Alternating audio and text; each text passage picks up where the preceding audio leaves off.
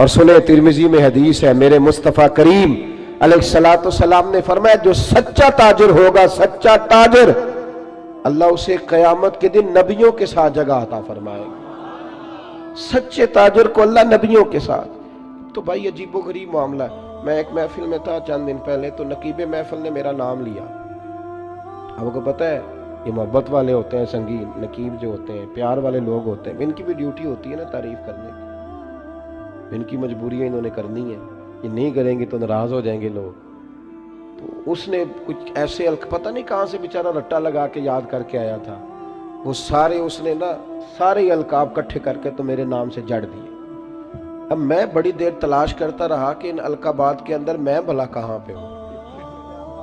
میرے اوپر تو میں دیکھ رہا تھا نا اپنے آپ کو، میں نے جیسے آپ کو آتے ہوئے کہا نا کہ ان میں سے بہت سارے لوگ ایسے ہیں الحمدللہ اسٹیج پہ جن کے چہرے مجھے نظر آ رہے تھے کہ مجھ سے بہت اچھے ہیں، نیک ہیں، کوئی ملمہ سازی نہیں کر رہا، نہ یہ مجھے کوئی انعام دیں گے، لیکن انسان کو پتہ ہوتا ہے نا، پتہ تے سارا ہے نا سردار نو کیتیاں دا ایدہ پردہ چپایا ہی تیرا پلا ہو سی۔ میں تجربہ کر رہا تھا کہ جتنے لوگ بیٹھے ہیں ان میں سے بہت سارے ایسے لوگ ہیں جو اہل خیر ہیں، لیکن میرے بھائی اب وہ ڈھونڈنا پڑتا ہے نا اتنے بڑے القابات کے اندر سے کہ اتنا بڑا اس کا وزن ہے اور ہمارا وزن کتنا ہے۔ تو میں نے اس کو بعد میں کہا، میں نے کہا یار یہ تمہیں پتہ ہے تو کیا کہہ رہا تھا لفظوں کا؟ کہنے نہیں میں تو تینہ دا ترجمہ نہیں ہوتا وہ کیا ہے۔ تو میں نے کہا کوئی ضروری ہے آپ آپ سادہ بھی نام لے لیں گے تو کیا ہو جائے گا، لیکن ان بیچاروں کی بھی مجبوری ہے نا جی، اور وہ القابات وہ ہر روز نقابت کرے گا، ہر ایک کے بارے میں وہی جملہ کہے گا، ہر پیر کے بارے میں وہی فکرہ کہے گا۔ کوئی ضرورت نہیں، آپ سچی بات کریں، آپ کھری بات کریں، آپ دو حرفوں میں بات کریں، انسان کے لیے وہ لفظ کہیں جو روح آپ کی اجازت دیتی ہے۔ اگر طبیعت اجازت نہیں دیتی تو نہ کہیں، کوئی حرج نہیں، کوئی مسئلہ نہیں، کوئی ضرورت نہیں، کوئی کسی قسم کا معاملہ نہیں۔ آپ تھوڑا سا رکیں، اپنی زندگی میں یہ معیار بنائیں، آپ یہ سمجھیں اس چیز کو کہ ہم نے ایسے تھوڑی بات کر دینی ہے۔ آپ بات تھوڑا سوچ کر کریں، تھوڑا سمجھ کر کریں، تھوڑا نکھر کر کریں۔ سچ کی زندگی گزارو، سچ کی زندگی ٹھنڈی ہوتی ہے، سچ کی زندگی مزیدار ہوتی ہے، سچ کی زندگی کے اندر انسان سکون میں رہتا ہے، ورنہ تو مطلب عجیب معاملہ ہے نا جی۔ ایک بات میں نے کرنی ہے، وہ سمجھ لیں میرے لیے، ان بزرگوں کے لیے نہیں ہے۔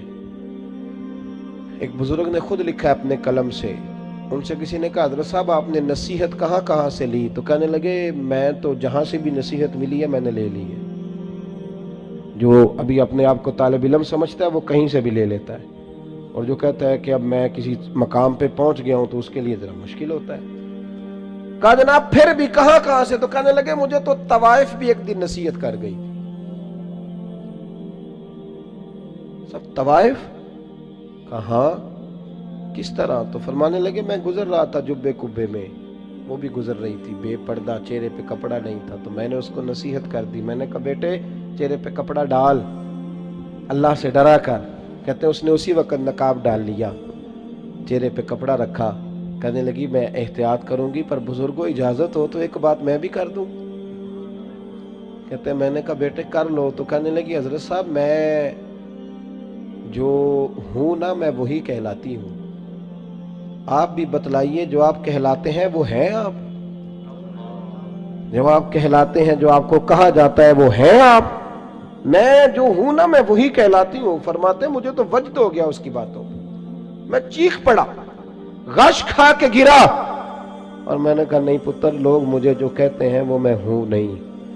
بڑی ساری چیزیں ایسی ہیں کہ جو لوگ کہتے ہیں پر میرے اندر پائی، میں تو اپنی ویسکوٹ سیدھی کرنے لگتا ہوں نا جب میری تعریف ہو رہی ہوتی ہے، میرا تو دل کرتا ہے کہ شملہ تھوڑا اور اونچا ہونا چاہیے۔ بھائی سچ کی بات کریں، کھری بات، پکی بات، یاد رکھیں کہ جب پردے صبح قیامت کھلیں گے تو پھر حالات مشکل ہوں گے۔ آپ سچے رہیں، سچائی کا سفر کریں۔ قرآن مجید نے کہا یا ایھا الذین آمنوا اتقوا اللہ وکونوا مع الصادقین، اللہ سے ڈرو، اور اگر صحبت اختیار کرنی ہو تو سچے لوگوں کی کرنا، جھوٹوں کے قریب نہ جانا، سچے لوگ، سچے کھڑے۔ سنیے ابن ہشام نے کیا لکھا ہے، سچ کا معیار کتنا بلند ہوتا ہے اور یہ قربانی کتنی مانگتا ہے۔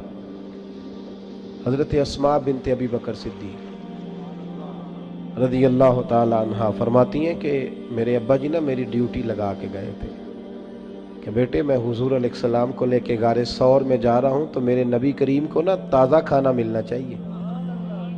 یہ محبت کا لفظ بولنا بڑا آسان ہے پر اس کی پاسداری بڑی مشکل ہے، اوہو بڑی مشکل۔ تازہ کھانا، آج نا حاجی سویرے سویرے جاتے ہیں عمرے والے اور صبح صبح 2-4 بوتلیں لے جاتے ہیں، غار ثور پہ جا رہے ہیں۔ اب رستہ بھی بن گیا ہے، دن کا وقت بھی ہوتا ہے، رستے میں بھی 2-4-5 جگہ پانی پینے کا بندوبست ہے، بوتلیں ملتی ہیں، پھر بھی حاجی واپس آ کے بڑھ کے مارتے ہیں میں جی الحمدللہ سویرے ہی چلا گیا، بس 2.25 گھنٹے میں پہنچ گیا، تو مسئلہ ہی کوئی نہیں، میں پھر آ گیا۔ بڑے لوگ رہ گئے جی آپ گئے تھے جی، وہ 10 سے اوروں سے بھی پوچھتے ہیں آپ گئے غار ہرا پہ یا غار ثور پہ؟ 5413 فٹ اونچی غار ہے وہ، اور آج بھی صبح کے وقت لوگ جاتے ہیں تو پتہ نہیں 15-18 جگہ پہ رک کے سانس لیتے ہیں، پانی پیتے ہیں، پھر بھی مشکل ہے، اور دن میں جاتے ہیں۔ اس وقت تو رستہ بھی کوئی نہیں تھا، آج بھی جنگل ہے۔ جاگ رہے ہیں آپ حضرات؟ سمجھ آ رہی ہے میری باتوں کی؟ حضرت اسماء کی جب ڈیوٹی لگی تو حالت یہ تھی کہ حضرت ابوبکر صدیق نہ بیٹے کھانا پکانا اور دن کو نہ آنا، کوئی دیکھ نہ لے، رات کو آنا کھانا لے۔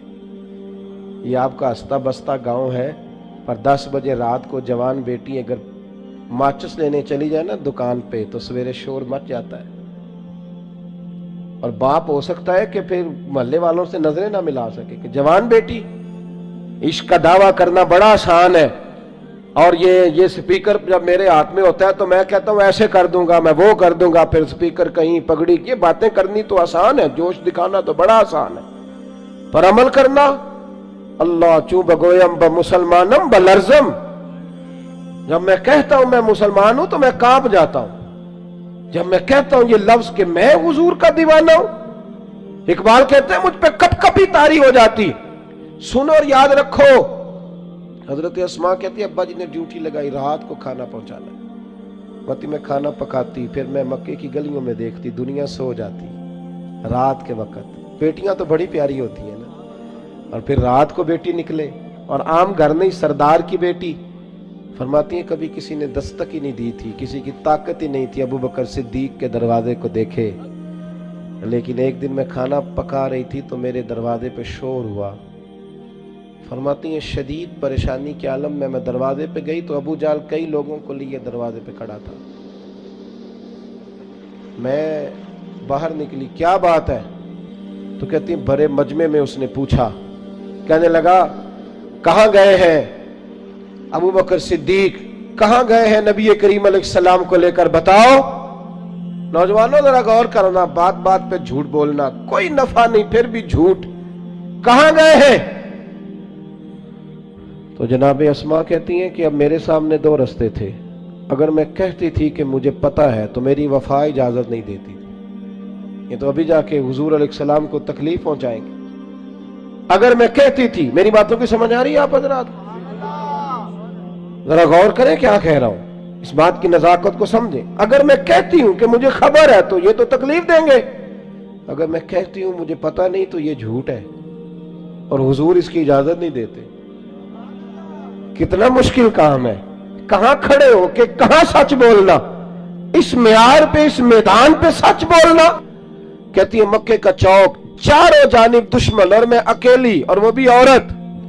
فرماتی ہیں پھر میں نے اپنی ساری ہمت جمع کی، ساری طاقت اکٹھی کی، میں نے فیصلہ کیا کہ میں جھوٹ نہیں بولوں گی کیونکہ میں ابو بکر کی بیٹی۔ فرماتی ہیں میں نے ارادہ کر لیا، اب میں وفا بھی بچاؤں گی، دین بھی بچاؤں گی۔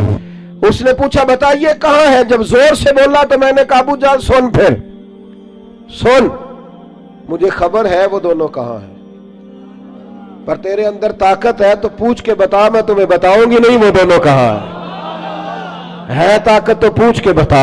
ہاں جے محبوب بلاوے ایک دم تے سر نو پیر بنائیے، وہ سر منگے تے سر دے دئیے، پھر کدے بھی دیر نہ لائیے تے یار دا کدے بھی گلا نہ کریے، پاواں سینک دے ہی مر جائیے، او سجنا یا تے لائیے ہی نہ، تے جے لائیے تے پھر توڑ نبھائیے۔ کہا بتاؤں کہ نہیں؟